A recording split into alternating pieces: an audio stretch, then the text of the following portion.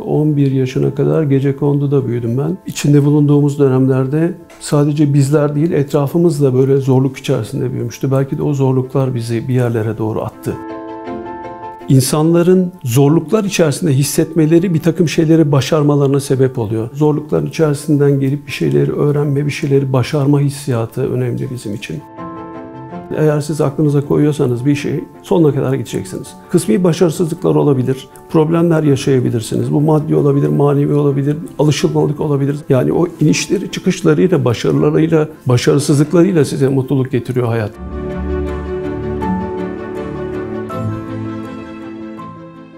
Eğer siz umudunuzu kaybetmiyorsanız veya kendinize güveniyorsanız, etrafınıza baktığınız zaman insanlarla kendinizi illaki mukayese edersiniz. O mukayesede evet ya ben bunu olabilirim diyorsanız zaten bir şey yok. Ama sağlık konusunda veya oradaki diğer taraflarla ilgili bir şey söyleyemem. Ama kaybettiklerinizi yeniden kazanabilirsiniz. 1960 yılında Isparta Şarkı Karaağaç'ta doğmuşum ben. Ama Ankara'ya gelmişler. Annem, babam. Orta Doğu Teknik Üniversitesi İnşaat Mühendisliği bölümü mezunuyum. Babam devlet su işlerinde maaş muhtemeliydi. Tabii o dönemlerde 3 tane kardeşiz. Hepimiz de çeşitli yerlerde okuyoruz. Babam da çeşitli işlerle uğraşmak zorunda kalmış. 11 yaşına kadar Gecekondu'da büyüdüm ben. İçinde bulunduğumuz dönemlerde sadece bizler değil, etrafımız da böyle zorluk içerisinde büyümüştü. Belki de o zorluklar bizi bir yerlere doğru attı. Zorlukların içerisinden gelip bir şeyleri öğrenme, bir şeyleri başarma hissiyatı önemli bizim için. Hakikaten bu ülkenin düşünen insanları, yaşamayı seven insanların, mutsuz olmayan insanların, umutsuz olmayan insanların yaşadığı dönemdi. Aslında bir yol vardı yürümemiz gereken. O yolu biz yürüdük diye düşünüyorum. Babam devlet su işlerinden emekli olmadan biz 1978 yılında bir tane Anadolu araba aldık. Isparta'ya gittiğimizde arkasına 4-5 tane halı alıp burada satardık. 78'den sonra bir çevre oluşmaya başladı. Babam 83 yılında emekli olduğunda 17 metrekare bir halıcı dükkanı açtık. İş öyle başladı. Sonra o halının yanına beyaz eşya ilave edildi. Beyaz eşyanın yanına demir döküm bayiliği ilave edildi. Ankara'ya ilk doğalgaz geldiği yıllarda. Arkasından biz PVC doğrama üretimine başladık. PVC doğrama üretimine başladığımız zaman dedik ki biz bunu kendimiz montaj yapmayalım, bayilikler verelim. Bu işler dönüşmeye başladı dediğimiz dönem Albert Genau markası ile bizim kırılma noktamız oluştu. Albert Genau markasını 2001 yılında tescil etti. Bayilere biz o dönemde daha farklı bir yaklaşım gösterelim, onlarla birlikte hareket edebilelim diye ürün grubunu biraz önce bahsettiğim gibi sürekli geliştirme çabası içerisinde olduk. Yani bayilerle karşılıklı bir bağımlılık kurabilelim, onların dayanak noktası biz olalım, bizim sattığımız ürünleri onlar pazarlasınlar, monte etsinler diye düşündüğümüz bir dönemde. 2003 yılıydı. Biz balkon camlamanın Türkiye'de çok hızlı yeşermeye başlayacağını düşünerek dedik ki böyle bir şeyin içerisine girelim sektörel olarak. Cam balkon nedir? Nasıl bir yapıya doğru gider? Bu Türkiye'de benimsenir mi? Bir ihtiyaç mıdır? Moda mıdır? Gelip geçici bir şey midir? Oturduk bunları analiz ettik. Dedik ki oturalım bunun bir el kitabını yazalım. Bir anayasa gibi olsun. 40 sayfalık bir yapı içerisinde neleri yapacağımızı, neleri de yapmayacağımızı yazdık. Zaman zaman şu çıkar bizim firmada aslında bizim hayırlarımız evetlerimizden daha fazla diye. Ve hayırlarımız sayesinde buradayız diye. Aslında biz bayilere üretim yaptıran bir firma pozisyonundayız. Kumaşı biz üretiriz, telayı biz veririz, düğmeyi biz veririz, dikiş nakış ipliğini biz veririz. Bayiler de giderler, keserler, biçerler. O terzilik işlemini onlar yaparlar ve konutlara veya iş yerlerine onlar bu işi ulaştırırlar. Tabii şöyle bir şey var, biz endüstriyel pazardayız.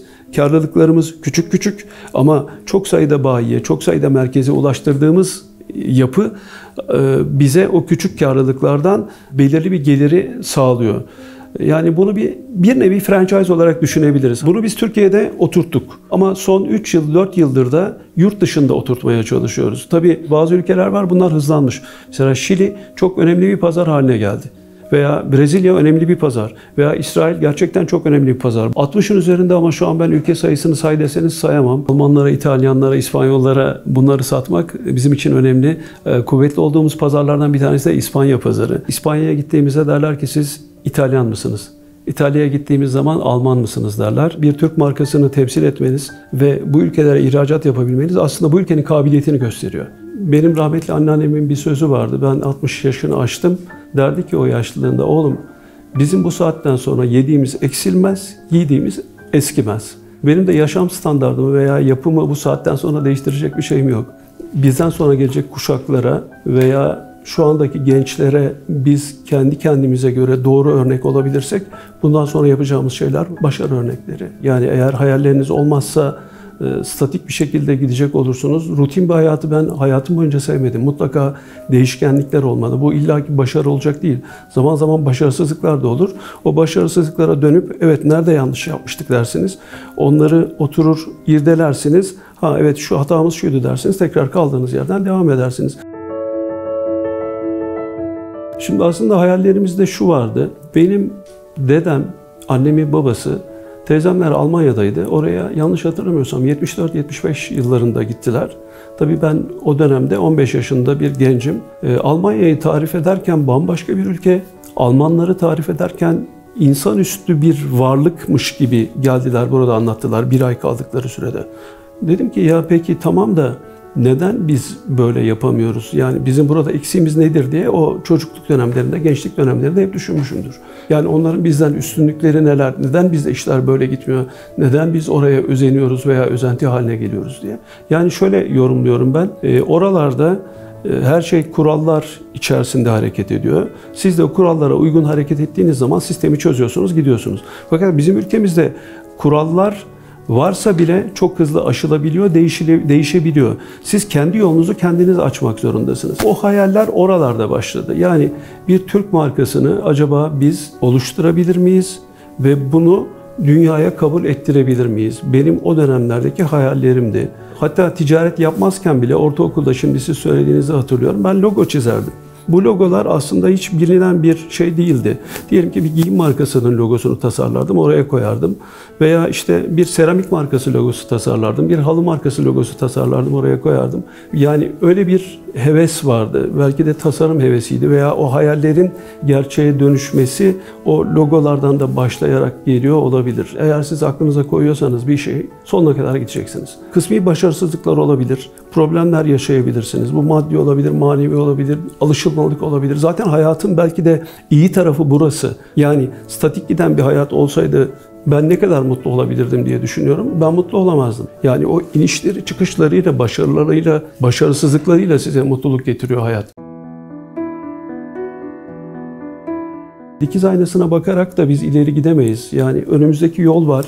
Şu anda yapmış olduğumuz işle de ilgili öyle. Ben arkadaşlarıma sık sık söylediğim bir örnek vardır. 6 şeritli bir otobandan bahsederim. Biz Türkiye için bu 6 şeritli otobanın 2. veya 3. şeridinden yürüyoruz şu anda. Geri kalan 3 veya 4 şerit boş. Artık gidebiliriz, vites yükseltebiliriz Türkiye için. Ama yurt dışına geldiğimizde 6 şeritli yine bir otoban zihnimizde canlandıralım.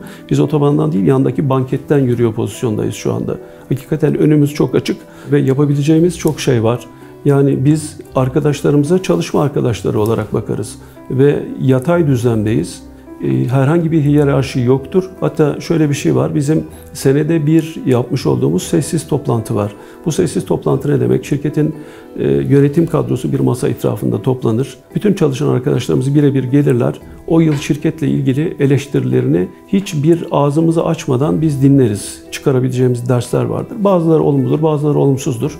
Ama o sessiz toplantı bizim açımızdan o bir yılın çalışma arkadaşlarımızla birlikte muhasebesidir. O muhasebeyi yaptığımız zaman eksikliklerimiz varsa o yıl içerisinde bir sonraki yıl için bunları yapmamalıyız diye çıkardığımız dersler olur. Benim babam da hala buradadır. Biz 3 nesildir buradayız. Ben buradayım, babam burada, oğlum burada. Babam dedi ki oğlum işte niye bu kadar büyük bir alan kiraladınız? 43 metrekareyi düşün. İlk fuarımız bizim. Orada Türkiye'de bir tane sistem varken biz 6 sistemle fuara katıldık. Biraz önce hazırlık döneminden bahsetmiştim. Diğer rakiplerimizin birer tane sistemi vardı. Biz 6 sistemle fuara katıldık. Galiba 1311 mi fuarda bayilik başvurusu oldu bize. Bu 1311 rakamı çok güzel ama biz bayilik, o biraz önce bahsettiğim el kitabında yazılanları kapsayabilecek, onları yerine getirebilecek bayilik olarak biz o yıl ya 13 ya 14 tane bayi bulabildik. Albert Genel bayi olanlar artık dediler ki evet biz bu markayla yürüyebiliriz. Bu marka bizim markamızda. Bu markayla para kazanabiliriz. Sistem o şekilde gelişti. Şu an 300'ün üzerinde Türkiye'de üretim merkeziyle çalışıyoruz. Onların mutlu olduklarını tahmin ediyorum. Bizim bayiliği aldıktan sonra bayiliği bırakan kişi sayısı çok azdır. Aslında şöyle bir şey var. Hani Zaman zaman biz konuşuruz. Sevdiğimiz işi mi yapıyoruz, yaptığımız işi mi seviyoruz diye. Aslında ben yaptığım işi seviyorum ve şu anda mutluyum. Arkadaşlarımız gelip burada bu ortamı gördükten sonra, çalışma yapısından mutlu olduktan sonra, bizim işin içerisinde olduğumuzu ve sürekli işle ilgili olduğumuzu, bundan mutlu olduğumuzu görüyorlarsa kendileri de mutlu oluyorlar. Zaten öyle bir şey ki şu anda biz 60'ın üzerinde ülkeye ihracat yapıyoruz. Bunu Brezilya'dan tutun da Singapur'dan çıkın. Almanya'dan tutun Amerika Birleşik Devletleri'ne kadar gidin. Yani bunlar hakikaten bir Türk insanının biraz gurur duyacağı şeyler oluyor. Ben de kendi adıma gurur duyuyorum. Arkadaşlarımız da bu gururu paylaşıyorlar. Ben şunu düşünüyorum. Eğer biz bu ortamı değerlendiremiyorsak suç bizdedir. Çok hızlı bir gelişme trendi var. Siz güncel bir malzemeyle hareket ediyorsunuz. İnsanların ihtiyacı olan malzemelerle hareket ediyorsunuz. Bizim tasarım gücümüzle birleştiği zaman çok hızlı mesafe alabilecek bir pozisyona geldik. Sadece Türkiye'de değil, dünya ölçeğinde bunu mesafe alabileceğimiz bir pozisyondayız. Ve çok hızlı değerlendirmemiz gerektiğini düşünüyoruz. Bizim de aynı zamanda her yıl 2 tane yeni ürün omzumuza aldığımız bir halterdir. 2 yeni ürünle arkadaşlarımız Ar-Ge'de tasarımda hareket ederler. Ben de onların başlarında zaman zaman Gestapo gibi duruyorum ama yapacak bir şey yok. Hızlı gitmek zorundayız. Tasarımda hani vasatlık diye bir şey tanımıyoruz. Aslında daha iyisini yapabileceğimizi biliyorsak, daha iyisini elde edebileceğimizi biliyorsak altına razı olmuyoruz. Ve bizim açımızdan bir cümle daha var. Cümlecik aslında içine sinmek. Yaptığımız her yerde, her şeyde içinize siniyor mu diye ben arkadaşlarıma sorarım. Bir şey yapabiliriz ama o içimize sinmeyebilir. Eğer içimize sinmiyorsa tamam demek değildir o. İçimize sinene kadar uğraşmalıyız. Her şeyde böyle. Tecrübe, eğer bir şeyler edinebiliyorsanız, bir şeyler çıkarabiliyorsanız size faydalı bir şeydir. O edindiğinizin tecrübe olduğunuzu bilmeniz lazım. Sadece yaşanmışlık olarak bir yerde duruyorsa o duruyordur. Ama o tecrübe dediğiniz 40 yılı belki şu anki geldiğim yapıyla bir 10 yıla sığdırabileceğimi düşünüyorum ama bunu ben 20 yaşındayken bir 10 yılda edinilebileceğini düşünmüyorum. Demek ki o son yıllar sizi daha olgun bir hale getiriyor. Gençlere baktığımız zaman da bir umutsuzluk yapısı var. Bunun neden kaynaklandığı ile ilgili uzun uzun düşünmüşümdür. Belki bu umutsuzluk tabii mutsuzluğu da getiriyor. Kısa yollar arıyorlar. Ya bu kısa yollar her zaman doğru yola çıkmıyor. Klavyelerle büyüdüler. Klavye neslinde yetişti bizim çocuklarımız. Ve zorlukları görmeden yetiştiler. İhtiyaçları olmadan ayakkabıları alındı. Yırtılmadan elbiseleri alındı. Ve bu yokluğu görmediler. Şimdi şöyle düşünelim. Aslında icatların ne zamanlar çıktığına bakalım. Hep savaş dönemleri veya savaş sonrasında çıkmıştır. Aslında insanların o kendini tehlike altında hissetmeleri veya insanların zorluklar içerisinde hissetmeleri bir takım şeyleri başarmalarına sebep oluyor. Eğer siz zorluk içerisinde değilseniz istediğinizi çok rahat yapabilirsiniz. Hayal önemlidir ama bu hayali siz abartırsanız veya çok yükseklerde bir yere koyarsanız çıtayı, o zaman oraya ulaşamadığınız zaman mutsuz olursunuz, umutsuz olursunuz. Biz her zaman çıtalarımızı ulaşabileceğimiz yere koyup daha sonra çıtayı bir kademe daha yükseltme tarafında olduk. İşi sevmek çok önemli. Siz mutsuz olarak gününüzün en büyük bölümünü bir işte geçiriyorsanız veya biraz daha abartalım, lanet olsun yine işe gidiyorum diye gidiyorsanız aslında bu hayatı kendinize göre çok zorlaştırıyorsunuz. Ama sevdiğiniz bir iş olsun, yapabileceğiniz. Ben lise yıllarında üniversite sınavına girmeden önce galiba 4 ay 5 ay mobilya tezgahtarlığı yaptım. Orada tezgahtarlık yapan 6-7 kişi vardı. Ama o 6-7 kişinin içerisinde patron bana dedi ki kasayı sen kontrol edeceksin. Şimdi siz bir yerde eğer işi severek yapıyorsanız ve kendinizi o işin içerisine koyuyorsanız siz göz ardı edilemezsiniz. Bunun için biraz inatçı olmak lazım. Bunun için kendini vermek lazım. Sabretmek lazım. Eğer onları yapamıyorsanız ben bunu yaptım ama olmadı. Bu bir günde olmuyor zaten. Bayi toplantısında çeşitli hediyeler verilir.